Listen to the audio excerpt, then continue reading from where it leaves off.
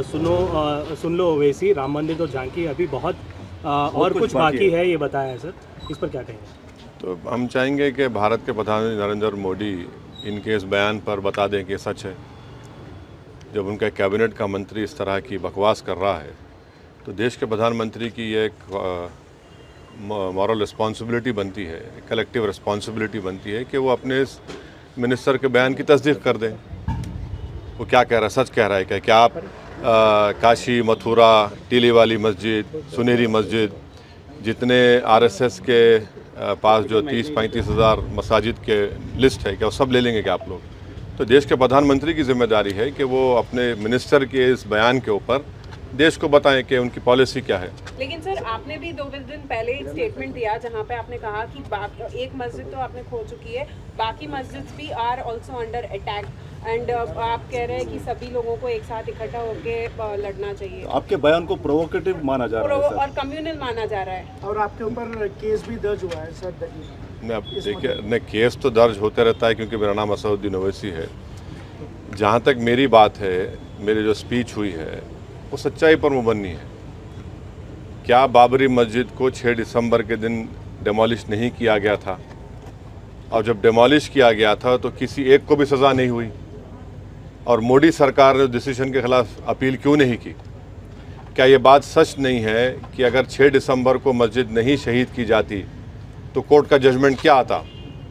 क्या ये बात सच नहीं है कि बग़ैर मुस्लिम पक्ष को बताए ताले खोले गए?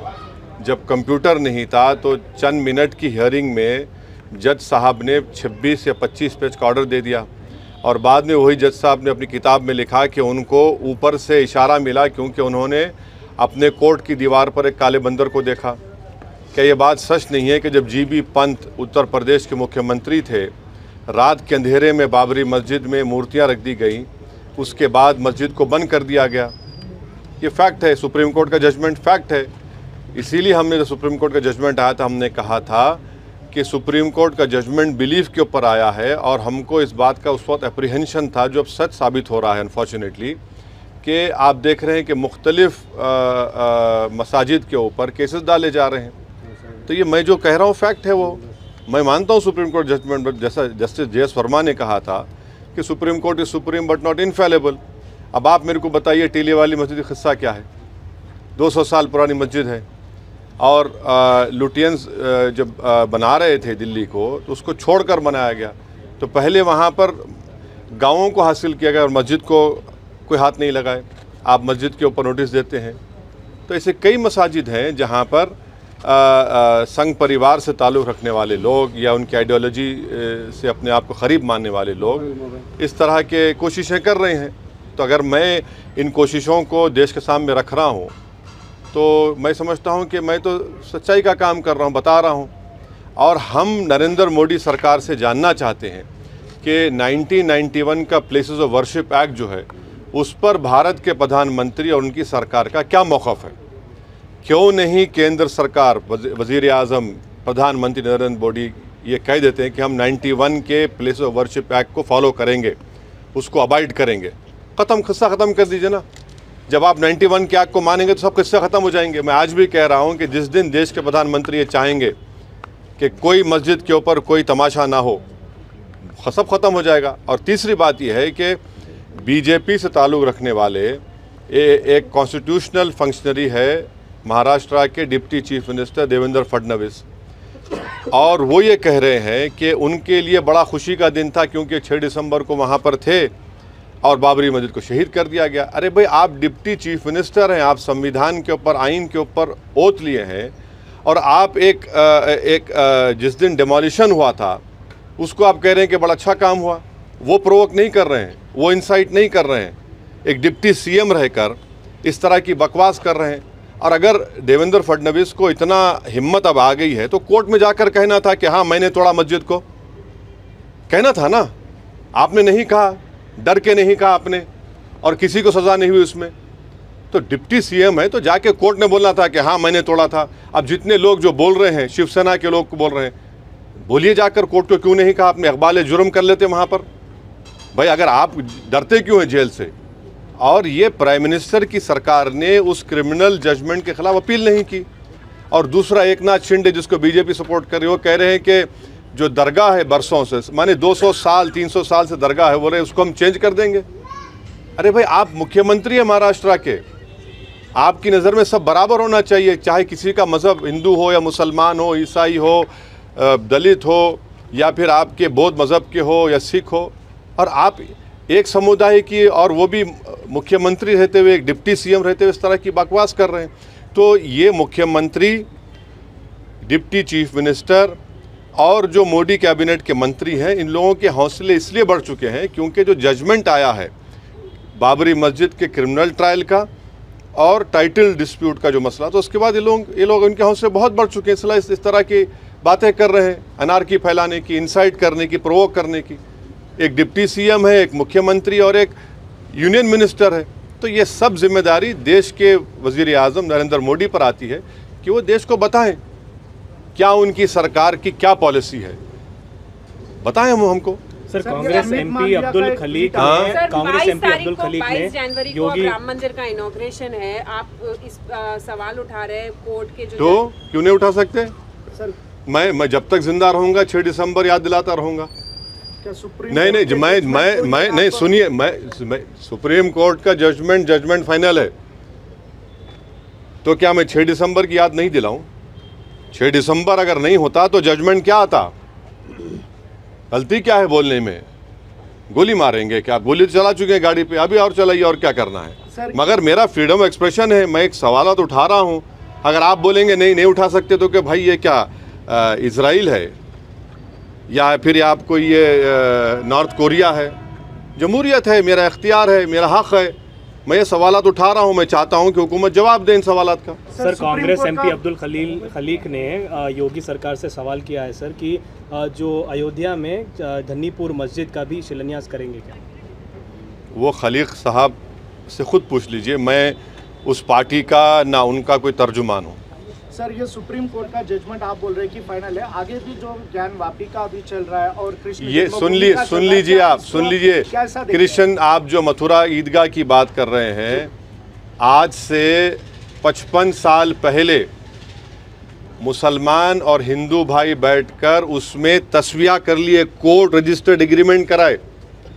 अब आप बताइए, जब 1965 में 1965 में एग्रीमेंट हो गया और 2024 में आज आप आकर कहते हैं कि हम उस फैसले को नहीं मानते, तो प्लेस ऑफ वर्शिप एक्ट की फिर क्या माने हैं? इसीलिए मैं डिमांड कर रहा हूं कि देश के वजीर आज़म की जिम्मेदारी है, कि उनकी गवर्नमेंट की जिम्मेदारी है कि वो खुलकर कह दें कि 1991 का प्लेसेस ऑफ वर्शिप एक्ट हमारे लिए एक बहुत अहम चीज़ है, हम उसके लिए उसके ऊपर स्टैंड बाई करते। सुप्रीम कोर्ट ने तो बाबरी मस्जिद केस में कहा ना इसके बारे में, ये हमारे बेसिक स्ट्रक्चर का हिस्सा सुप्रीम कोर्ट ने कहा था। अब आप कहाँ जाके रुकेंगे? आपको मालूम स्वामी विवेकानंदा ने क्या कहा था एक बड़ी इबादतगाह के बारे में? अगर वो बोलूँगा तो फिर तनाज़ा हो जाएगा। क्या बोला था? आप पढ़ लीजिए, आप लोग पढ़ते नहीं तो मैं क्या करूं? सर, पार्लियामेंट चुनाव आने वाले हैं, स्टेटमेंट को कम्युनल कहा, आपके स्टेटमेंट को कम्युनल कहा जा रहा है and you are trying to divide, bring a divide among. ऐसा है ना, असदुद्दीन ओवैसी ही इस मुल्क का सबसे बदनाम आदमी है, बाकी सब राजा हरिश्चंद्र की औलाद है, दूध के धुले हुए हैं, इनसे कोई गुनाह हो ही नहीं सकता, इनसे कुछ हो ही नहीं सकता। भाई, गांधी के कत्ल से लेके 2002 के गुजरात तक, उत्तर प्रदेश में बुलडोजर से लेके एनकाउंटर में हथकड़ियां हैं गोली मारने से, सब जिम्मेदार मैं हूं, दूसरे नहीं है। कोई बात नहीं, लगाइए इल्जाम। पार्लियामेंट तो अभी क्या होना चाहिए सर? क्योंकि 22 तारीख को क्या होने वाला है? 22 तारीख को इनॉग्रेशन होने वाला है, तो किस प्रकार का माहौल होना? एक तरफ आप जो है अपनी बात कर रहे हैं, हाँ, तो मेरी बात, मुझे अपनी बात करने का इख्तियार है। भारत का आइन, भारत का कॉन्स्टिट्यूशन, संविधान मुझे अपनी बात रखने का इख्तियार देता है। अगर आपको मेरी बात पसंद नहीं आ रही तो कान में रुई लगा लीजिए आप, मगर मैं सच्चाई को बयान कर रहा हूँ। आप डिसएग्री करिए, मगर आप बोलेंगे नहीं, आप नहीं, तुम नहीं बोलना, हम वो कर देंगे। अरे भाई, क्या करेंगे आप? Sir, what is parallelly is also happening is CAA, which is back in focus. Yes. And many reports have suggested that center is set to notify law. CAA is anti-constitution. It is a law which has been made on the basis of religion. And please understand that CAA must be read with and understood with NPR NRC, which will lay down conditions of to lay down conditions to prove your citizenship of this country. And I'm telling you, if that happens, it will be a grave injustice, especially to the Muslims, to the Dalits, and to the especially poor people of India, irrespective of which caste and religion they belong to. It is unconstitutional because it is made on religion. Secondly, it has to be understood with NPR NRC. But sir, somebody who is genuinely a resident of this country, regardless of the religion, do they have to also fear? Isn't it fear mongering that's being put by the opposition as? Why is the BJP not accepting the Supreme Court monitored NRC in Assam? Why? It was a Supreme Court monitored. Why are they disagreeing? Why is that Chief Minister saying that he will do it again? You cannot make a law on the basis of religion and especially citizenship. You want to give citizenship to the Hindus of Pakistan, Afghanistan, Nepal, other South Asian countries, feel free to do that. No one stops you. But to make a law, you have to understand Citizen Amendment Act with NPR and NRC. You have to see those conditions which have been put there. This will be a grave disaster. Sir parliament चुनाव आने वाले हैं sir, BJP का बड़ा plan है राम मंदिर के inauguration के बाद 25 जनवरी से 25 मार्च तक मेगा कैंपेन करेंगे, लोगों को डिवोटी जो भी आ रहे हैं ये एक बड़ा वो तो कर रहे हैं वो लोग। और सर देखिए, इस बार उनका स्लोगन है इस बार 400 पार और तीसरी बार मोदी सरकार। देखिए 1989 में अरे तो रैली फैन बना रहे 1989 में बीजेपी को बाबरी मस्जिद याद आई, उसको क्या बोलते हैं, पालनपुर रेजोल्यूशन। उससे पहले ना विश्व हिंदू परिषद बात करी, उससे पहले ना महात्मा गांधी उसके बारे में बात करे, ना वल्लभ भाई पटेल बात करे, ना तिलक बात करे। 1989 में बीजेपी पालनपुर रेजोल्यूशन में राम मंदिर का रेजोल्यूशन पास करी। ये बात आपको समझना है, आप लोगों को देश को समझना है। उससे पहले इनको याद नहीं था, विश्व हिंदू परिषद बनी 1960s में, उसमें नहीं था ये। पालनपुर का रेजोल्यूशन 89 में बना। अब जाहिर है बीजेपी तो इसी पे पॉलिटिक्स कर रही है ना।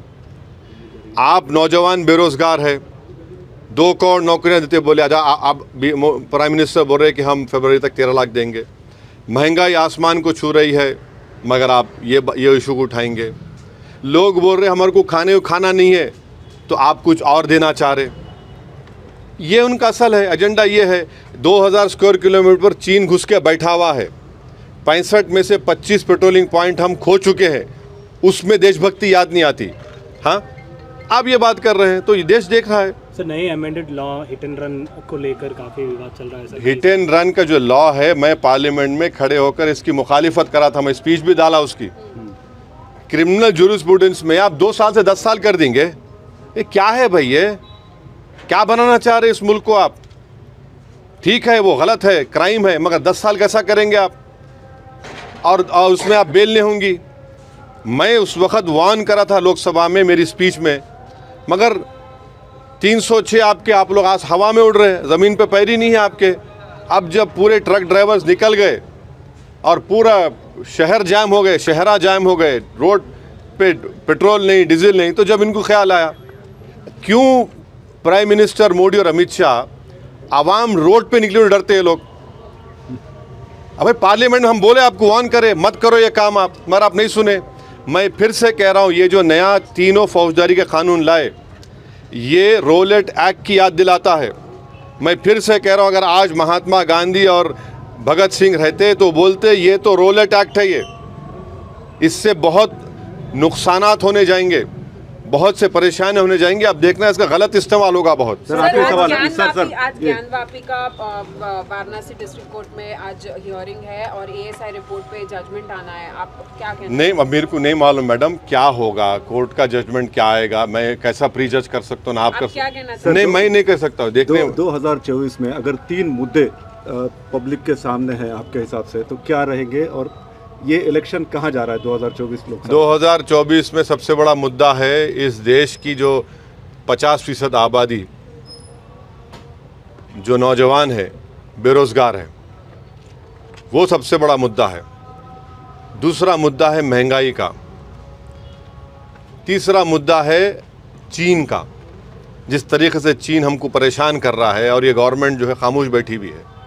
ऐसे कई 1-3 मुद्दे तो आप बोल रहे हैं, मगर बहुत से अवामी तकलीफ़ के मुद्दे हैं जो लोगों को परेशान कर रहे हैं। और क्या इंडिया ब्लॉक प्रधानमंत्री मोदी को नहीं, मेरा उससे ताल्लुक़ नहीं है भाई। आप उनका जो इससे ताल्लुक़ है उनसे पूछिए, आप वो आपको मुझसे बेहतर जवाब दे सकेंगे। सर दिग्विजय सिंह ने बताया नहीं, वो सब वो मेरा ताल्लुक़। 2024 से पहले हिंदू मुस्लिम मस्जिद और मंदिर की राजनीति चल रही है कि क्या ये इसको लेके वोटर्स पोलराइज नहीं होंगे? किस तरह से आप समझ रहे? ये नहीं चल रही थी पहले ये, मगर अभी ज्यादा हो रहा है। हाँ, नहीं, ये तो चल ही रहा है ना। कब खत्म हुआ ये बोलो आप? अगर ये नहीं चलता तो जेलों में सबसे ज्यादा मुसलमान क्यों होते और 16% कन्विक्शन होता है। और जो तरक्की है होती है, जो इंटर जनरेशनल ऑपरेबिलिटी मोबिलिटी बोलिए, क्यों मुसलमानों में कम है? क्यों मुसलमान भारत की लोकसभा में कम क्यों, खाली 5-5.5% हैं? ये है ना, ये फैक्ट है। अगर ये फैक्ट नहीं होता तो भारत की पार्लियामेंट में, लोकसभा में जितने मुसलमानों की आबादी है, कम से कम 50 जीत कर जाते, 55 जीत कर जाते। नहीं हो रहा है क्योंकि आप जो बोल रहे वो है वो। और 2014 से तो और बढ़ गया है ये। बीजेपी के पास एक मुस्लिम एमपी नहीं है। बीजेपी तो टिकट भी नहीं देती किसी को, मगर सबका साथ, सबका विकास, सबका विश्वास का बाजा बजाते हैं ज़रूर। सॉफ्ट हिंदुत्व ने बल्कि एक्चुअल हिंदुत्व फॉलो कर रहे हैं सब लोग। ये फैक्ट है। Sir we can not afford another Godhra incident. एक और गोधरा इंसिडेंट हम लोग अफोर्ड नहीं कर सकते कर्नाटका में। इसके लिए जो भी डिवोटीज जा रहे हैं उनको सिक्योरिटी कौन बोल रही है? कांग्रेस नेता है। हाँ, कांग्रेस उनसे पूछो भाई, मैंने सर आप ये उनसे पूछो। सरकार आई है प्रजल पालना, आप भी घूम रहे हैं और जगह जगह एप्लीकेशन। देखिए गवर्नमेंट की जितनी भी स्कीमें रही थी, चाहे कोई पार्टी पावर में रहो या बरसर इख्तदार रहो, MIM पार्टी की जिम्मेदारी ये है और थी और रहेगी, और हम उसको बखूबी निभा रहे हैं कि जो गवर्नमेंट की स्कीम है वो गरीब आवाम तक मिले। इसीलिए प्रजा पालना में जो कांग्रेस पार्टी ने यहाँ पर वादे किए थे कि इंदिरम्मा इल्लू जो स्कीम है, अगर ज़ाती घर है तो उसमें पैसा बना देंगे घर बनाने के लिए, या ज़ाती घर नहीं है तो आप 2 BHK देंगे, जिसके पास वाइट रेशन कार्ड नहीं है उसको देंगे, 200 यूनिट इलेक्ट्रिसिटी फ्री देंगे, ख़वातीन को 2500 रुपये देंगे, जो ओल्ड एज हैं, बीमार हैं, उनको गवर्नमेंट पेंशन देंगी। तो हमारे MIM पार्टी के बूथ लेवल प्रेसिडेंट्स जहाँ जहाँ ये सेंटर्स बनाए गए प्रजा पालना के फॉर्म देने के, वहाँ पर हम लोग पिछले 6 दिन से माशाल्लाह से 100 की तादाद में MIM के मेंबर्स, कार्यकर्ता वहाँ बैठकर हेल्प डेस्क बनाकर गाइड कर रहे हैं। और हम उम्मीद करते हैं कि 6 तारीख के बाद जब ये आखिरी दिन होगा, यहाँ की जो रूलिंग पार्टी है वो इन तमाम एप्लीकेशंस को लेकर गरीबों तक जो उनके वादे थे उसको पूरा करेगी। सर ओल्ड सिटी में डेवलपमेंट को लेकर चर्चा हो रही है। सर CM रेवंत रेड्डी ने पर्सनली यहाँ पर जो है मेट्रो रेल की भी बात की है। इस पर कैसे? अच्छा है, डेवलपमेंट होना चाहिए ओल्ड सिटी में, क्यों नहीं होना चाहिए? तो आपका भी फ्रेंडली अलायंस रहेगा क्या कांग्रेस? किससे? अरे किस से तुम लोग अलायंस करना चाहते हैं? मेरा हिस्सा क्या है? अरे भाई तुम फंस गए, रजिया का हल कर दे रहे मेरा, छोड़ो। ABP माझा, उघडा डोळे बघा नीट।